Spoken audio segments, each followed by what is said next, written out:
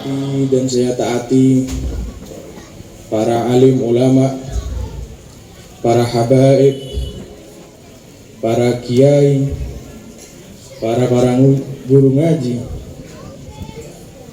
dan jamaah yang hadir dalam hall Sahibul Jad Al-Habib Ahmad bin Agil Ba'abud. Semoga semua yang hadir ini mendapatkan keberkahan dari beliau. Berdirinya Al-Faqir di sini taat kepada ayah saya yaitu Habib Abdullah untuk mengisi satu kata, dua kata yang insya Allah akan bermanfaat bagi saya sendiri khususnya dan bagi antum-antum semuanya. Alhamdulillah kita hadir di acara yang mulia, di majelis yang mulia, yang mana majelis ini disebut dengan majelis Nabi Muhammad sallallahu alaihi wasallam. Kok bisa saya sebut dengan majelisnya Nabi Muhammad sallallahu alaihi wasallam? Majelis yang dimana disebut baginda Nabi Muhammad sallallahu alaihi wasallam, yang dimana disebut lantunan-lantunan yang memuji beliau sallallahu alaihi wasallam, majelis yang disebut ilmu-ilmu Nabi Muhammad sallallahu alaihi wasallam, maka majelis tersebut dinamakan majelisnya Nabi besar Muhammad sallallahu alaihi wasallam. Alhamdulillah kita semua mendapatkan hidayah dari Allah, mendapatkan nikmat kesehatan dari Allah untuk hadir di majelisnya Nabi besar Muhammad sallallahu alaihi wasallam, untuk memperingati dari kelahiran baginda Nabi besar Muhammad sallallahu alaihi wasallam, yang mana baginda Nabi besar Muhammad sallallahu alaihi wasallam bukan sembarang manusia, bukan sembarang makhluk, tetapi baginda Nabi Muhammad sallallahu alaihi wasallam afdalul makhlukin alal itlaq. Bahwasanya Nabi besar Muhammad sallallahu alaihi wasallam paling mulianya makhluk secara mutlak. Tidak ada lawan bagi baginda Nabi besar Muhammad sallallahu alaihi wasallam. Khairul bashar, sebaik-baiknya manusia. Sudah sebaik-baiknya manusia, sebaik-baiknya makhluk Nabi besar Muhammad sallallahu alaihi wasallam. Yang dimana kemuliaan Nabi besar Muhammad sallallahu alaihi wasallam banyak sekali ceritanya, saudara. Bukan hanya satu, tapi banyak. Salah satunya dari jumlah Nabi. Jumlah Nabi ada 124.000 dan jumlah Rasul ada 315 orang. Dari semua itu terpilihlah 5 Rasul, terpilihlah 5 Nabi dan Rasul yang menjadi ulul azmi. Dalam kata ulul azmi itu siapa?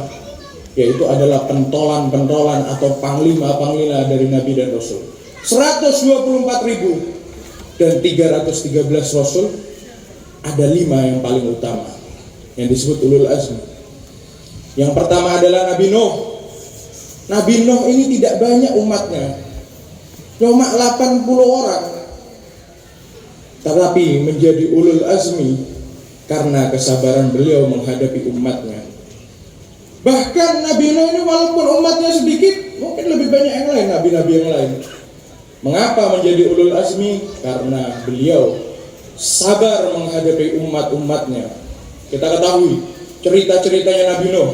Umatnya membangkang, disuruh naik kapal tidak mau. Bahkan anaknya pun sekalian tidak mau naik kapal. Dari kesabarannya Nabi Nuh, maka dijadikan ulul azmi oleh Allah Subhanahu wa taala. Ada Nabi Ibrahim yang disebut Abul Anbiya, bapaknya para nabi. Nabi Ibrahim memiliki 2 anak. Yang pertama adalah Nabi Ismail dan yang kedua adalah Nabi Ishak.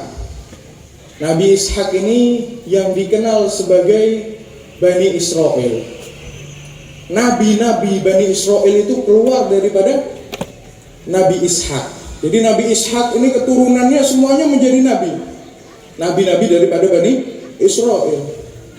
Tetapi Nabi Ismail anaknya dari awal sampai akhir tidak ada yang menjadi nabi kecuali Nabi Muhammad sallallahu alaihi wasallam. Satu cucu daripada Nabi Ismail yaitu Nabi Muhammad sallallahu alaihi wasallam bisa mengalahkan ratusan cucu yang menjadi nabi daripada Nabi Ishak. Kemuliaan Nabi Muhammad sallallahu alaihi wasallam. Shallu ala Nabi Muhammad.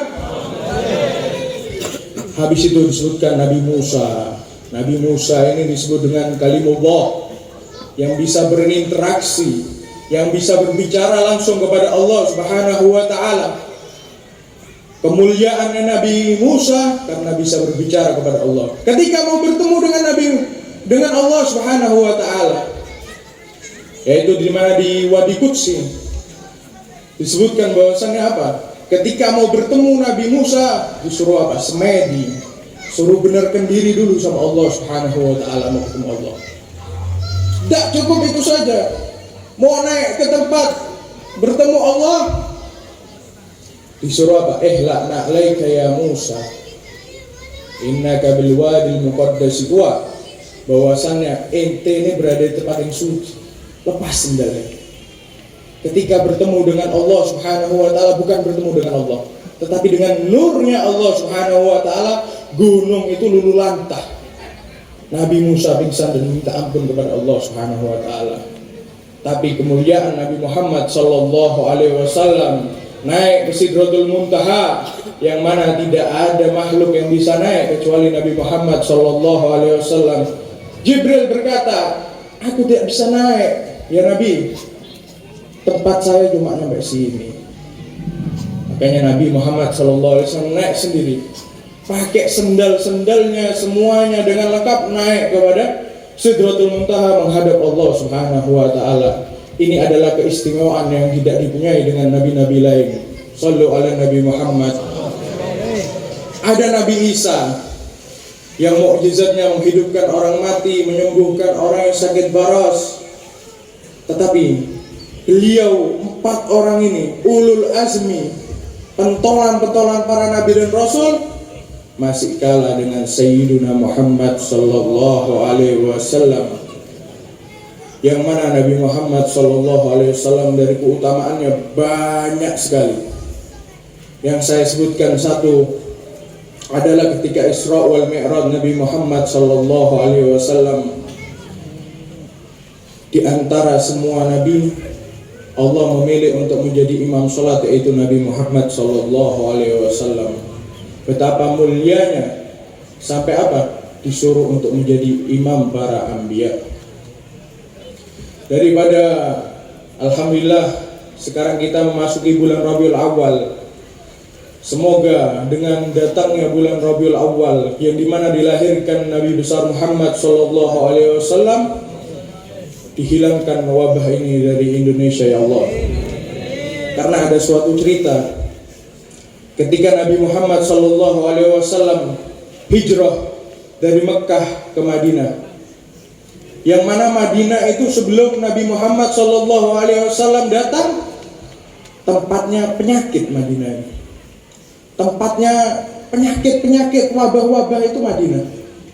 Dan ketika Nabi Muhammad sallallahu alaihi wasallam datang, hilang itu semua penyakit, hilang semua wabah, berkat karena berkatnya Nabi Muhammad sallallahu alaihi wasallam. Semoga dengan datangnya bulan Rabiul Awal, dengan datangnya bulan mulianya Nabi Muhammad sallallahu alaihi wasallam, kita dapat mendekatkan diri kita kepada Allah Subhanahu wa taala.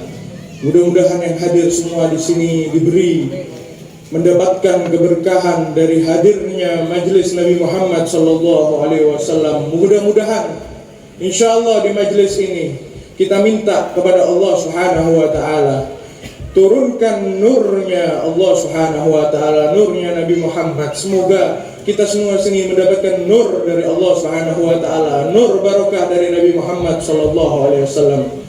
Karena orang yang sudah mendapatkan walaupun tetesan nur Nabi Muhammad sallallahu alaihi wasallam, maka akan mendapat inayah dari Allah, mendapat jagaan dari Allah Subhanahu wa taala.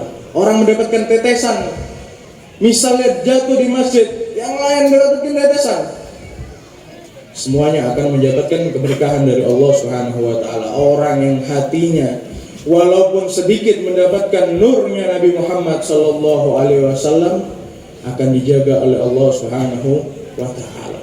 Apa itu mendapatkan tetesan? Apalagi Nabi Muhammad berada di hati kita semua. Shallu ala Nabi Muhammad. Akan dihindarkan dari semua wabah, akan dikabulkan hajatnya. Semoga yang di sini dikabulkan hajatnya semua ya Allah. Diberi kesehatan, panjang umur, sehat, afiat. Insyaallah diberi kemudahan dalam mencari rezeki dan mengurus semua masalah-masalah yang ada di sini. Dan akhir dari kami, kalau ada lebih, ada kata lebih maupun ada kata salah, mohon maaf yang sebesar-besarnya. Wabillahi taufiq wal hidayah. Assalamualaikum warahmatullahi wabarakatuh.